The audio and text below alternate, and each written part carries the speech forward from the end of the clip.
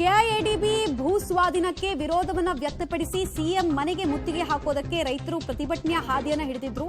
ದೇವನಹಳ್ಳಿ ನಗರದಿಂದ ಜಾಥಾ ಹೊರಟಿದ್ದಂತಹ ರೈತರನ್ನ ಅಲ್ಲೇ ತಡೆದು ನಿಲ್ಲಿಸುವಂತಹ ಪ್ರಯತ್ನವನ್ನ ಪೊಲೀಸರು ಮಾಡಿದ್ದಾರೆ. ಈ ವೇಳೆ ರೈತರು ಹಾಗೂ ಪೊಲೀಸರ ಮಧ್ಯೆ ಮಾತಿನ ಚಕಮಕಿ ಕೂಡ ಉಂಟಾಗಿದೆ. ಆಮೇಲೆ ಅತಿರೇಕಕ್ಕೆ ಕೂಡ ಈ ಘಟನೆ ಹೋಯಿತು. ತಳ್ಳಾಟ ನೂಕಾಟಕ್ಕೂ ಕೂಡ ಕಾರಣ ಆಯಿತು. ಪೊಲೀಸರ ವಿರುದ್ಧ ತಮ್ಮ ಅಸಮಾಧಾನವನ್ನ ರೈತಾಪಿ ವರ್ಗ ವ್ಯಕ್ತಪಡಿಸಿದೆ. ಕೆಐಎಡಿಬಿ ಭೂ ಸ್ವಾಧೀನದಲ್ಲಿ ಸಾವಿರಾರು ಕೋಟಿ ಲಾಸ್ ಆಗುತ್ತೆ. ಅತ್ಯಂತ ಅವೈಜ್ಞಾನಿಕವಾಗಿ ರೇಟ್ಗಳನ್ನ ಮತ್ತು ಜಾಗವನ್ನ ಒತ್ತಾಯಪೂರ್ವಕವಾಗಿ ವಶಕ್ಕೆ ಪಡ್ಕೊಳ್ಳೋದಕ್ಕೆ ಮುಂದಾಗಿದ್ದಾರೆ ಅಂತ ಹಲವು ಸಲ ಪ್ರತಿಭಟನೆಯನ್ನ ರೈತಾಪಿ ವರ್ಗ ಮಾಡಿದೆ. ಕೆಲವು ಶಾಸಕರ ಮನೆಗೆ ಮುತ್ತಿಗೆ ಹಾಕುವಂತಹ ಪ್ರಯತ್ನ ಮಾಡಿದ್ರು.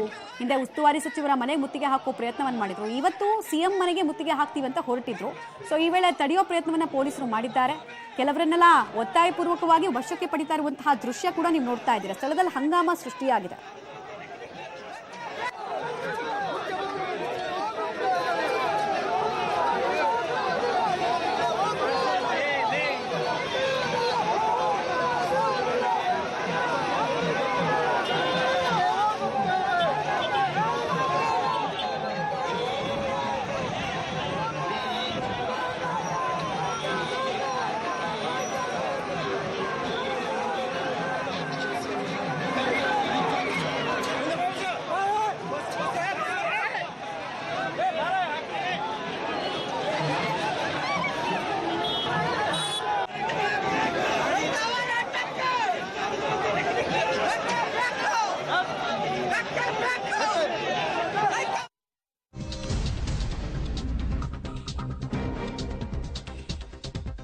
ನಾಪತ್ತೆಯಾಗಿದ್ದ 4 ವರ್ಷದ ಬಾಲಕಿ ಶವವಾಗಿ ಪತ್ತೆಯಾಗಿದ್ದಾರೆ. ಸಂಬಂಧಿಕರಿಂದಲೇ ಕಿಡ್ನಾಪ್, ಅತ್ಯಾಚಾರ ಮತ್ತು ಕೊಲೆಯ ಆರೋಪ ಕೇಳಿಬಂದಿದೆ.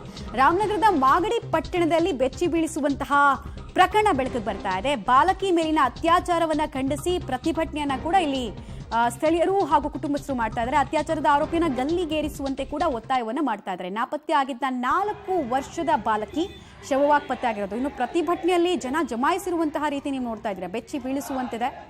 ಯಾವ ಸಂಖ್ಯೆಯಲ್ಲಿ ಜನ ಸೇರಿದ್ದಾರೆ ಹಾಗೂ ಆರೋಪಿಗಳಿಗೆ ಗಲ್ಲು ಶಿಕ್ಷೆ ಆಗಬೇಕು, ಕ್ಯಾಪಿಟಲ್ ಪನಿಷ್ಮೆಂಟ್ ಆಗಬೇಕು ಅಂತ ಇವರು ಒತ್ತಾಯ ಮಾಡ್ತಾ ಇರೋದು ಅತ್ಯಾಚಾರದ ಆರೋಪಿಗೆ.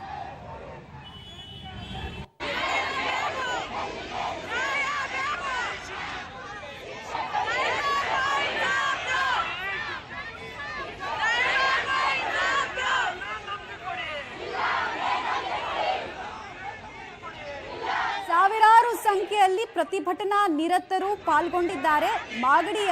ರಾಮನಗರದ ಮಾಗಡಿಯಲ್ಲಿ ಕಂಡು ಬರ್ತಾ ಇರುವಂತಹ ದೃಶ್ಯ ಇದು. ಮಹಿಳೆಯರೇ ದೊಡ್ಡ ಸಂಖ್ಯೆಯಲ್ಲಿ ಪಾಲ್ಗೊಂಡಿದ್ದಾರೆ ಪ್ರತಿಭಟನೆಯಲ್ಲಿ. ಕ್ಯಾಪಿಟಲ್ ಪನಿಷ್ಮೆಂಟ್ ಕೊಡಿ ಅತ್ಯಾಚಾರದ ಆರೋಪಿಗೆ ಅನ್ನೋದು ಇವರ ಆಗ್ರಹ. ಕ್ಯಾಪಿಟಲ್ ಪನಿಷ್ಮೆಂಟ್ ಅಂದ್ರೆ ಗಲ್ಲಿಗೇರಿಸೋದು.